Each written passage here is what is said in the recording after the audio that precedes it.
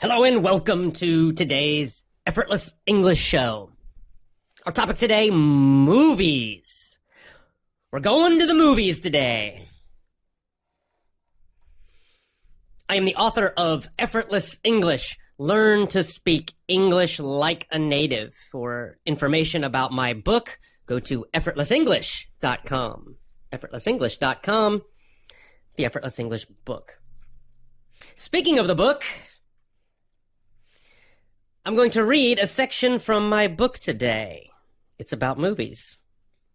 But not the movies you think. I know what you're thinking when I say movies. You're thinking Hollywood.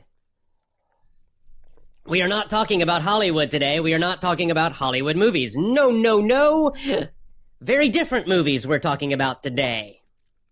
More powerful movies. Movies that will create the success you want with English, that will give you that fluency, that confidence, that power when you speak English. Yes, you can use these special movies to change the way you feel when you speak English. I know you feel nervous sometimes when you speak English. I know you feel shy sometimes when you speak English. Even advanced English speakers, advanced level, high level speakers, still feel nervous and shy in some situations, sometimes. For example, public speaking. Standing in front of a group and speaking English. Ooh, that makes a lot of people very, very nervous. Or a job interview in English, right? Even advanced speakers can get very nervous about doing a job interview in English. Or the IBT TOEFL exam, the speaking sections. Or the IELTS exam with speaking sections. Again, advanced speakers can get nervous in these situations, and then their English gets worse. They forget vocabulary words. They kind of speak with less fluency. All of these things happen even to advanced speakers. And for others, for intermediate speakers, beginners, it's much, much worse. So let's learn how to use movies, these special kind of movies, to change this and speak powerfully with confidence.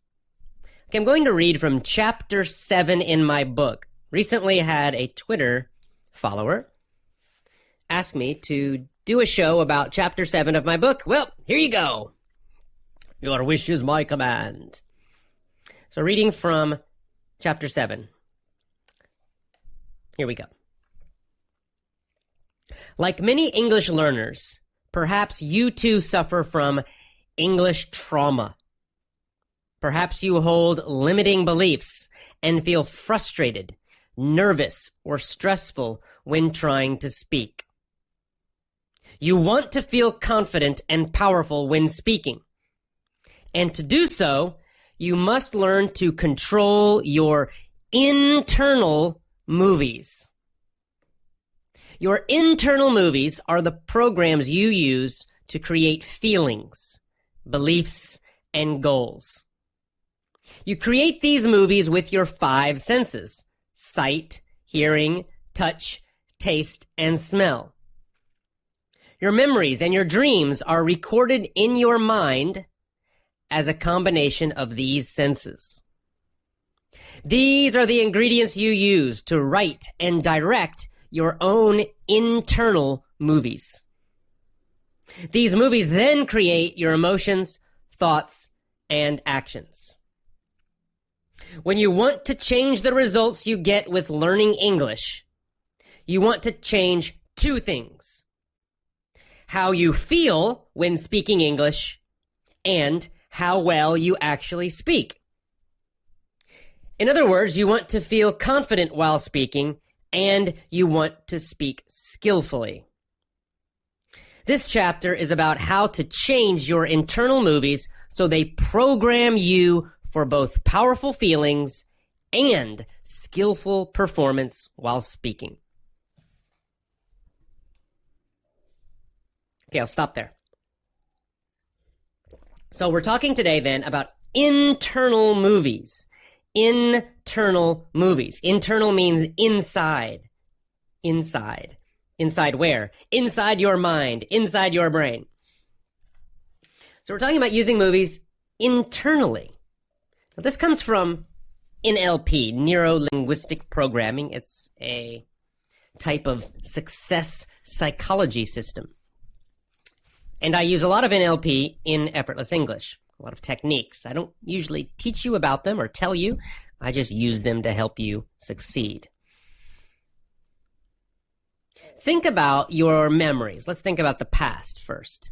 Your memories. You have memories. You can think of any memory, something you remember, something from your childhood. Just go ahead now. Think about it. Okay. As you think of this memory, what is the memory?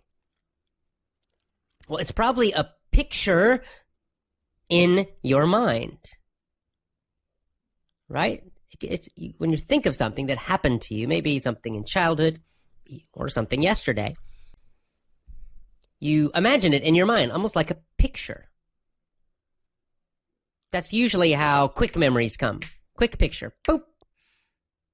Now, if you really think about it carefully, you concentrate on the memory, you focus on the memory, and try to remember all the details, it might become a movie, right? It might have some movement. And it might have sound. You might remember what someone said, for example. And if you continue to think about it, you might remember a smell.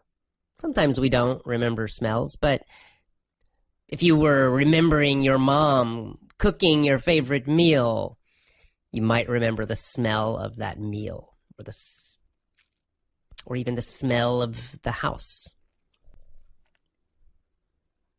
And sometimes we also have a memory of feelings, physical feelings of cold or hot or pain or pleasure. So our internal movies are much better than Hollywood movies. Hollywood movies only have sight, right? Visual, what you see, and sound, what you hear.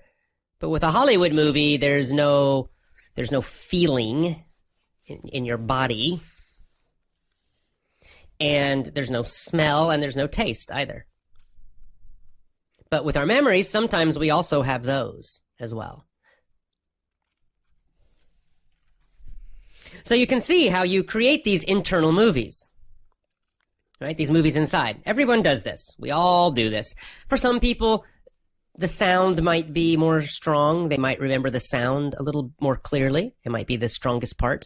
Some people, a lot of people, remember mostly the visual, the sights, the colors, the picture or the movie. And some people even remember more how it felt or tasted or smelled. But they're all there. They're all part of that memory, that internal inside movie.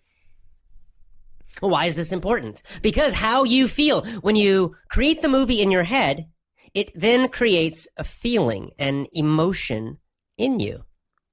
Perhaps positive, perhaps negative, depends on the movie.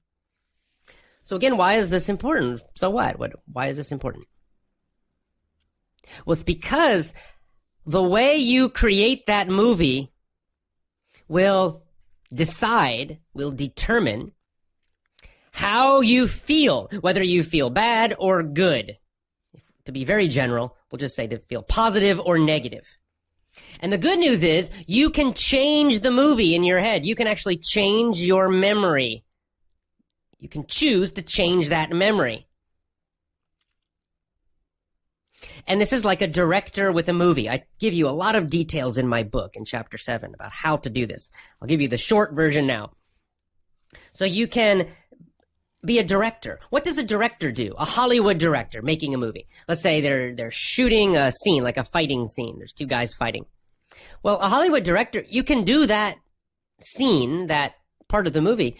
You can shoot that, you can record that in many, many different ways, right? You can have the camera very close to the actors, or you can bring the camera far, far away.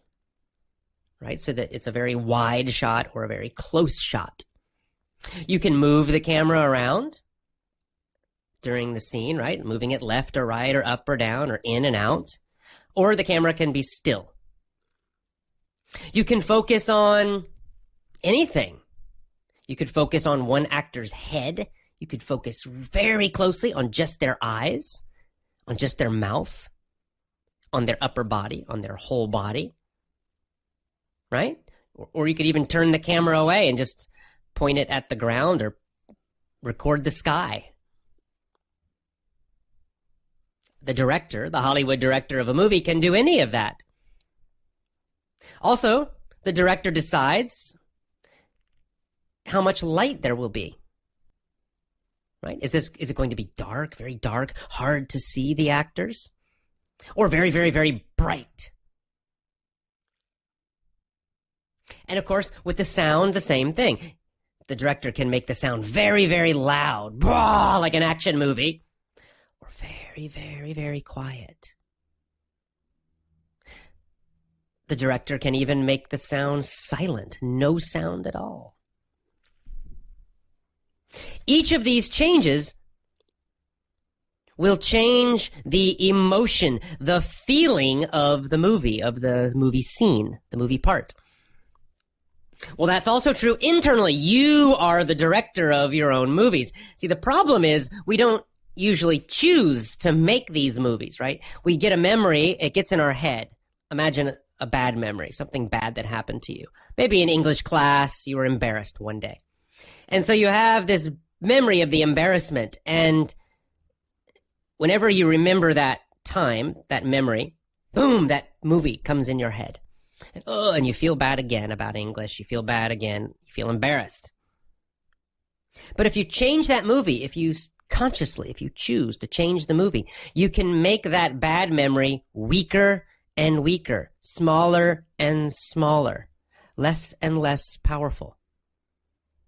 When you make the movie less powerful, the negative emotion, the embarrassment will get weaker and weaker and weaker also, eventually disappearing. So how do you do it? Well, just like a director, you can actually picture it in your mind, picture that bad memory, that painful memory, you see it, and maybe it's kind of big, it might be kind of bright, it might be colorful, you might have some sound in there also. And then you can just, with your mind, you can make it smaller. You can imagine it has a frame, right? It's inside a little TV screen in your mind, in your brain. And then you can make that, in your mind, you can make that screen, the TV screen, the movie screen, smaller and smaller and smaller, like you're pushing it away, farther away. You can just do this with your imagination. As you do this, you also make the screen, that picture or movie of the memory, you make it darker so that it's a little harder to see, and then a little harder, and then a little harder. Excuse me. Right? So it gets smaller and smaller, darker and darker and darker. And then with the sound, you can also, with your imagination, make the sound quieter and quieter and quieter, until it's almost impossible to hear. So now this bad memory, instead of being big and loud and bright in your mind, and therefore powerful, becomes smaller and smaller, darker and darker, quieter and quieter, weaker and weaker. The emotion will get weaker and weaker as you do this. To change your whole feeling about that bad memory, you just need to practice this again and again every day for a while. If it's a very tough, bad memory, you might need to do this every day for a whole month or 2 months even. If it's kind of a small, bad memory, maybe a week is enough. But you'll get the habit, so eventually, automatically, when you have this memory, it will be small and dark and quiet, and therefore, not so powerful. You won't feel so bad. So you can do this with all your bad memories, all your bad experiences in the past with English. Anytime you felt embarrassed or foolish or bad at English, you can take those memories and change the internal movie And that will change your whole feeling about English eventually. Now, we can also do this with the future, with your goals, because when you make a goal, you also imagine the future. You imagine what you want to happen. And so you want to do the opposite. You want to create a movie in your mind of something great, of a great success you want. You want to imagine yourself speaking English to a native speaker, to an American, for example. And you want to see yourself looking strong and confident, and the words are coming out easily and quickly. And the native speaker is smiling and interested in everything you say. And then you make that positive movie about your goal. You make it big. You do the opposite. You bring it closer. You make it bigger. You make it brighter, more colorful. The sound gets louder and louder and louder. So the emotion, the positive emotion of that success gets stronger and bigger, stronger and bigger. And every day you imagine this movie, the movie of your goal. Every day you imagine it and you make it bigger and stronger, bigger and stronger, bigger and stronger. Every single day you do this as a habit. And as you do this, your feelings about English will get stronger and stronger. Your motivation to study English will get stronger and stronger. Your confidence will get better and better because you are now directing your brain. It's not happening automatically from outside. You are doing it. This is how you master your own mind, master your own feelings and emotions. Very cool. Very, very cool. Very interesting. Let's listen to a short audio. It's kind of a similar idea. This is from Joe Rogan again. Now, Joe Rogan has one of the top podcasts in America. I'm a fan of Joe Rogan. I like his podcast. He's an interesting guy. He's a very interesting guy. He's a very curious guy. He has interesting guests. But mostly I like his curiosity. He's just curious. He wants to know things. He wants to know how people think. In this short audio from Joe Rogan, he also talks about movies. Here we go. It's the best advice I ever came up with, is that live your life like you're the hero in your movie. And right now is when the fucking movie starts and your life is a shitbag disaster, like every fucking Arnold Schwarzenegger movie where he wakes up and makes a blender full of pizza. Okay, that's interesting. So he says, live your life like you are the star of your own movie. Right? Imagine that your life is a movie, that someone is following you around with a camera, that there are cameras everywhere following you around, and you are the star. And you can even imagine that it's the beginning of the movie now. Doesn't matter how old you are. Even if you're 80 years old now, it's the beginning, the start of the movie. And at the start of the movie, usually the hero is not doing well. The hero has so many problems. It's a big disaster. Right? Everything's terrible for the hero in the beginning of the movie. So you can imagine it's the same for you. Now, maybe your life is not terrible, but just imagine that you've got problems, right? You're not achieving your big dreams.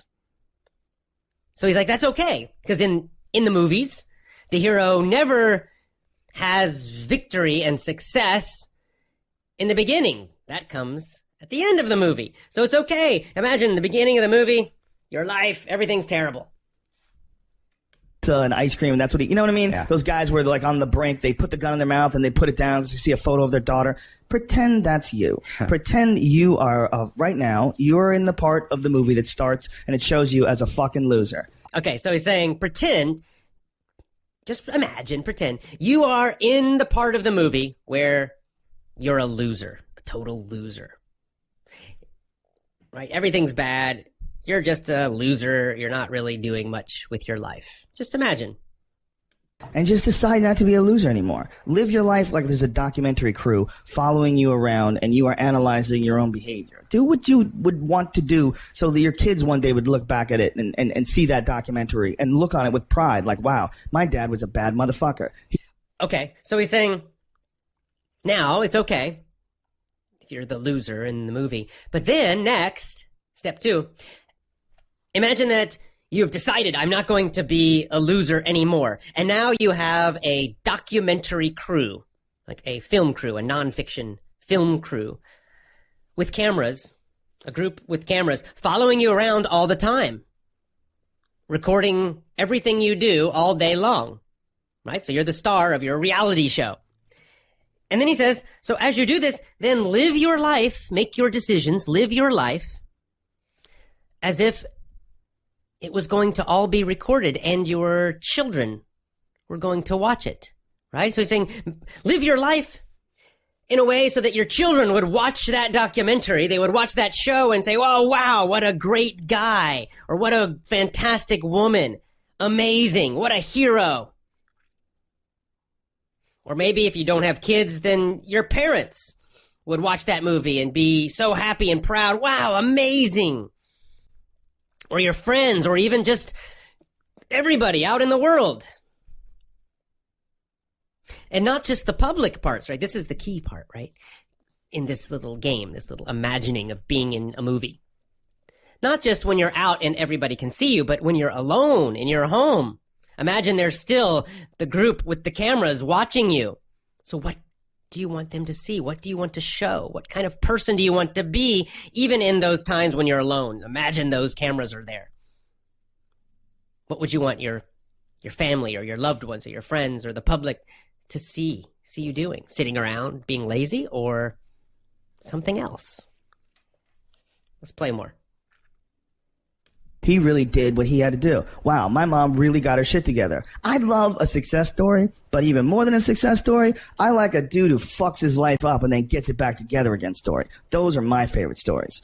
And the way to do that, you gotta write shit down. You gotta think that you are the hero in your own fucking movie, and then you gotta sit down and you gotta write shit down. Okay, last part. So he's saying, I like a success story. Success stories are great. But he says, even better, what I really love is a story of a total loser whose life is a disaster, whose life is terrible, terrible, who then changes everything and becomes a success. So someone who makes a lot of bad mistakes, who does bad things, who creates a lot of problems and then solves them and then recovers. He says, that's my favorite kind of movie.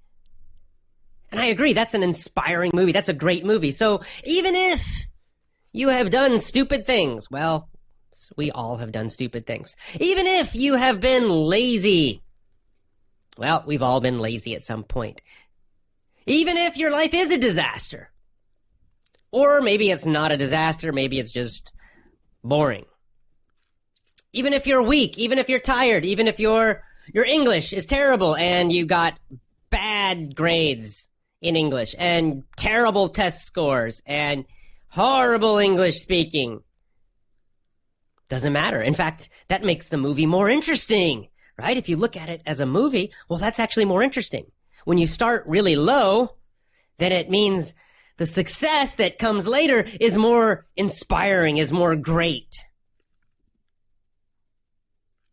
So it's okay if you imagine it as a movie. Don't be so serious about it, right? If it's a movie, well, that makes it more interesting. So all your problems that you have now, your fears, your weaknesses, your low motivation, your laziness, your mistakes, your nervousness, your shyness, all of that just makes the movie more interesting when you do succeed. So it's okay. Accept all of those things, except, okay, right now I'm in the part of the movie where everything is bad, or at least this thing is bad. But I'm going to change my life, and every day I'm going to imagine that people are following me around. I'm in this movie, and I'm going to be a great hero. I'm going to do what I have to do. What does the hero do, right? The hero starts working towards a goal every day. Imagine Rocky, right? That movie Rocky, that's a great one. So what? He's a complete loser in that movie. In the beginning, he's a total loser. He's a loser. He's not very smart. As a fighter, he's tough, but he's pretty much a failure as a fighter. He has no girlfriend. Nobody respects him. Nothing. His job is terrible. He's a complete loser. But then he gets an opportunity and he decides, he sets a goal. I'm going to survive the fight. His goal is not even to win the fight. It's just to survive the whole time against the champion. And then what does he do? Then he starts working, right? If you imagine he's the hero, the cameras are there. You see him. What is he doing? He's doing push-ups every day. He's doing pull-ups every day. He's in the gym working and working and working and working every single day, right? And they've got the great music. Bum, bum, bum, bum, bum, bum, bum, bum, bum, bum. And he's sweating.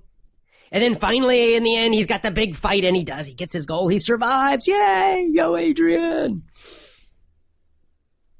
Well, you can imagine you're part of a movie, and your movie's about English, and right now, my English is not so great, and have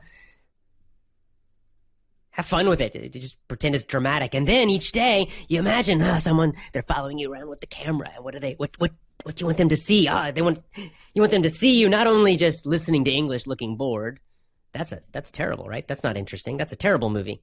No, they want to see you with your headphones on and then walking around your room with great energy, or walking outside and using your body, physically, as I teach you in Effortless English, as you learn, and shouting your answers to my mini story questions.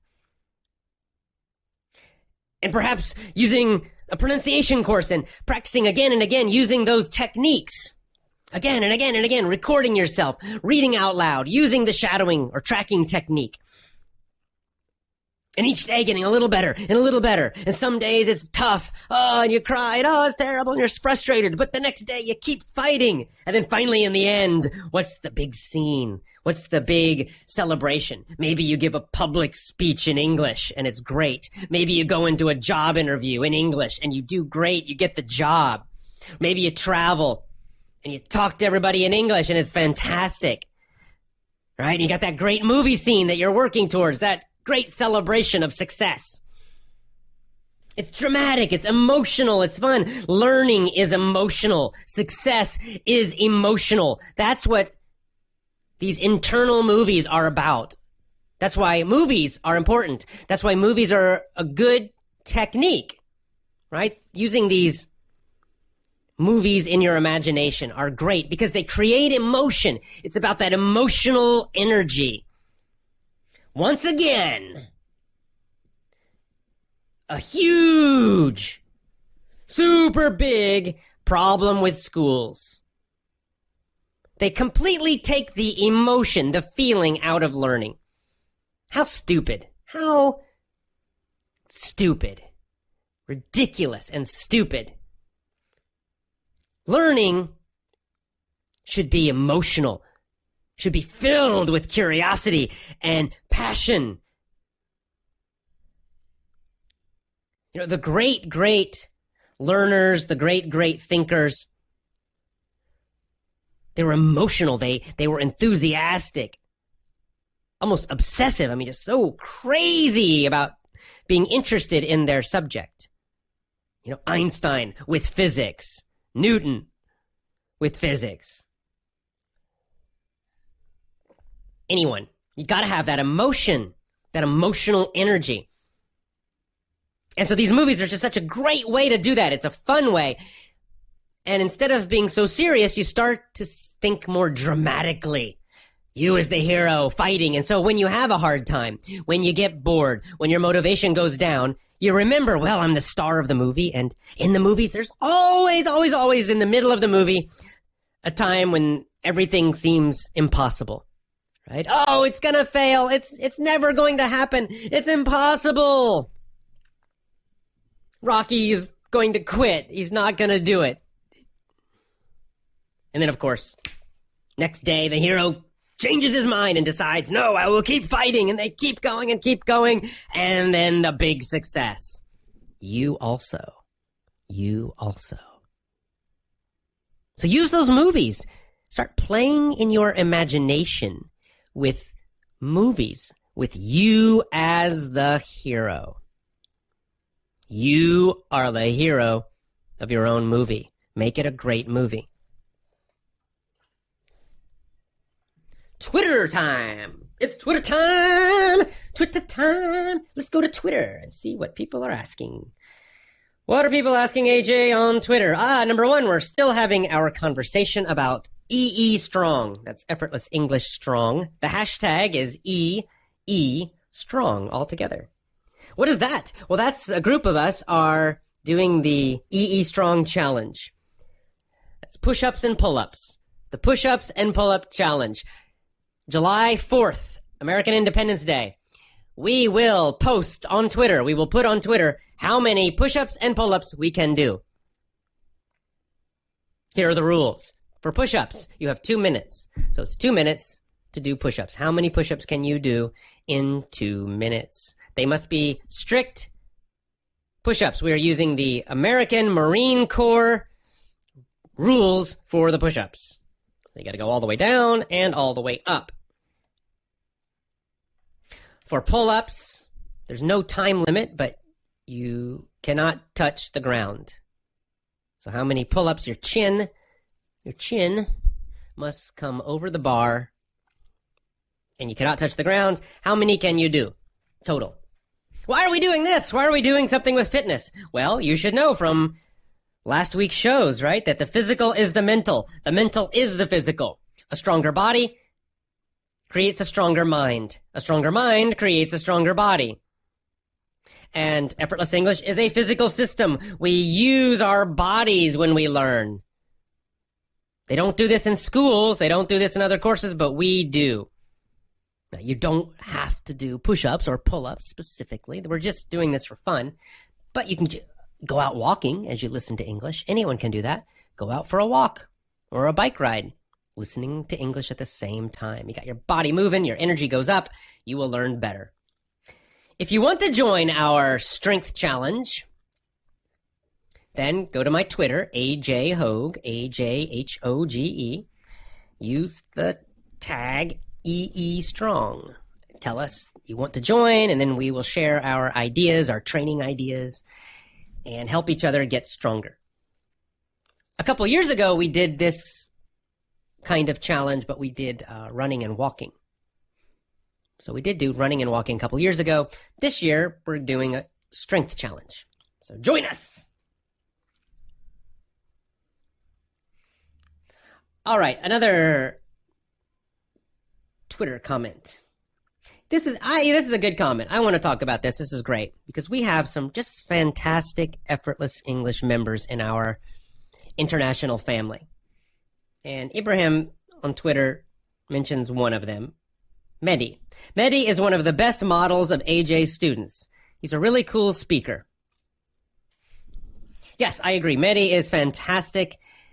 Mehdi is one of my most active and enthusiastic Twitter followers.